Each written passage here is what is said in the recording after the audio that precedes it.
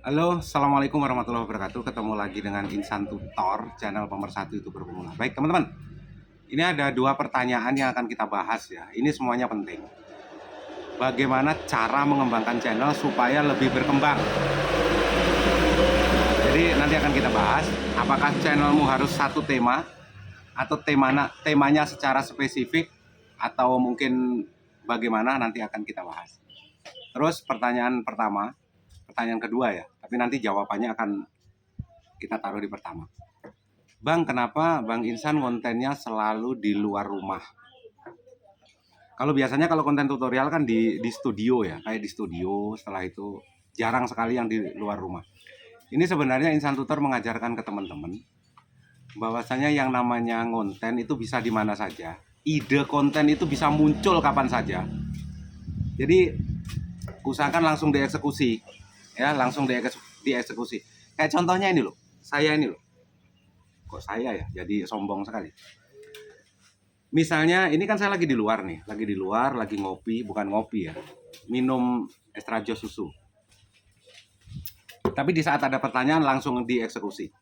Sama dengan teman-teman, kalau memang kontennya itu masih berhubungan dengan hal-hal yang mudah dibahas di luar, nggak usah nunggu ke rumah. Kenapa? Sampai di rumah nanti teman-teman itu bakalan lupa. Ingat ya, ide konten itu muncul kadang-kadang tanpa diduga. Bahkan saat kamu ngeden di kamar mandi itu kadang-kadang muncul ide konten. Bukannya teman-teman itu ke kamar mandi sering bawa HP. Kadang-kadang sambil ngedit kan. Nah, itu. Jadi kadang-kadang saat teman-teman ngeden itu ada ide konten, ya udah keluar dari kamar mandi, bersih, langsung konten gitu loh. Nggak usah ditunggu nanti-nanti. Kalau ditunggu nanti-nanti, nanti apa yang sudah teman-teman rasakan saat muncul ide konten, nantinya lupa apa tadi ya, lupa apa yang mau dibahas. Terus apalagi yang banyak alasan ini, besok konten ya, intinya kalau sudah ada alasan seperti itu, teman-teman nggak bakalan juga bisa upload secara konsisten. Jadi dimanapun, kapanpun saat ide konten itu datang, langsung eksekusi. Ya, nggak usah pedulikan orang. Orang kan tidak tahu berapa gajimu. Berapa gajimu kan nggak tahu kan. Saat teman-teman nanti sudah menjadi konten kreator, sudah rutin upload, gajimu mungkin sudah 5-10 juta, kamu dianggap orang gila, ya bodoh amat lah. Sedangkan yang nganggap kamu gila itu penghasilannya masih 2 juta. Sebenarnya bukan kamu yang gila, dia yang gila. Saat akhir bulan dia udah gila duluan, gimana cari pinjaman kan itu. Jadi nggak usah dipikirkan seperti itu. Jadi mental, yang utama adalah mental. Ya, jadi saya mengajarkan ke teman-teman bahwasanya konten itu bisa di mana saja dan kapanpun. Saat ide datang, eksekusi.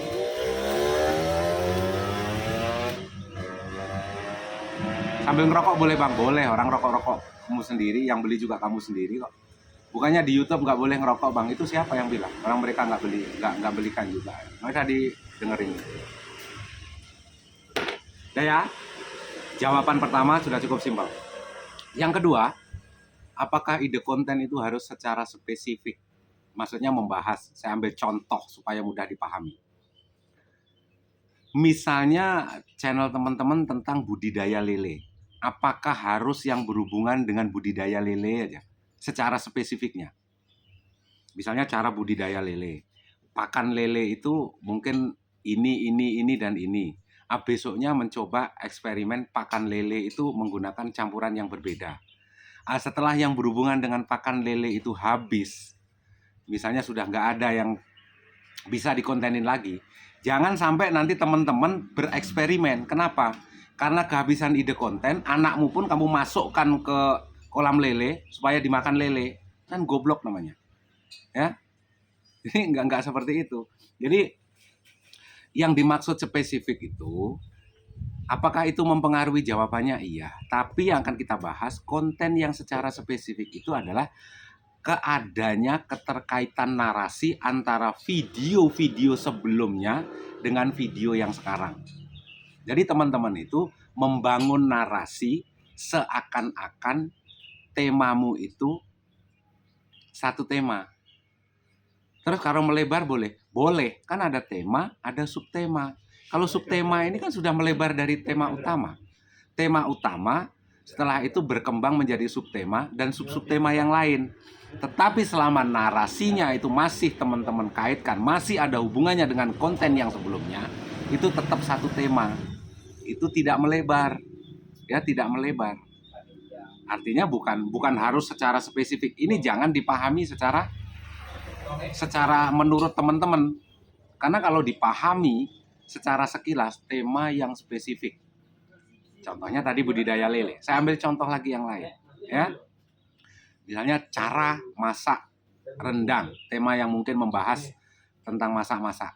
Cara masak rendang. Bumbunya ini aja. Cara masak rendang sapi. Bumbunya ini. Besok cara masak soto sapi. Masih satu tema. Itu kan subtema sebenarnya. Karena bukan temanya kan sebenarnya kan sapi ini. Cara masak-masak kan. Cara masak rendang sapi, cara masak gulai sapi, cara masak rawon sapi, dan segala macam. Terus nanti kalau yang berhubungan dengan sapi habis, nggak bisa mengembangkan ke subtema yang lain, ya bubar bos. Bubar. Jangan sampai nanti sudah bumbu-bumbunya masakan di Indonesia ini sudah habis teman-teman bahas. Teman-teman aneh lagi nanti ya. Cara masak rendang sapi bumbu repot urusannya. Lucu kan? Ada tema, ada sub-tema. Jadi jangan takut melebar. Ya, jangan takut melebar. Tema spesifik tidak harus satu pembahasan yang membahas tentang budidaya lele aja. Budidaya yang lain nggak dibahas. Subtema yang lain nggak dibahas. Bukan begitu caranya. Kreator itu harus kreatif. Kreator harus kreatif. Namanya juga konten kreator kan, harus kreatif. Udah paham ya? Jadi tema utama bisa menjadi subtema. Jadi itu tidak melebar. Yang penting bisa membangun sebuah narasi seakan-akan channel teman-teman itu masih satu tema. Kita ngobrolin sistem YouTube. Ya, bukan ngobrolin seakan-akan ini lupakan. Itu hanya bahasa saja supaya teman-teman bisa mudah memahami. Bisa dimengerti ya? Membangun narasi antara video yang lain dengan video yang sekarang itu masih ada hubungannya.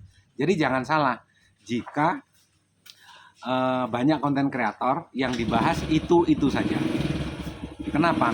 Berusaha mengaitkan sebuah narasi video.